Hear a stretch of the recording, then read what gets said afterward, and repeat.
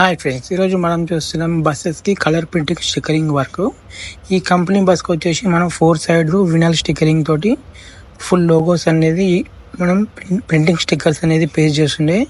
మిగతా టెక్స్ట్ వచ్చేసి మనం రేడియం స్టిక్కర్తోనే ఈ బస్కి స్టిక్కరింగ్ వర్క్ అనేది మనం చేసిండే.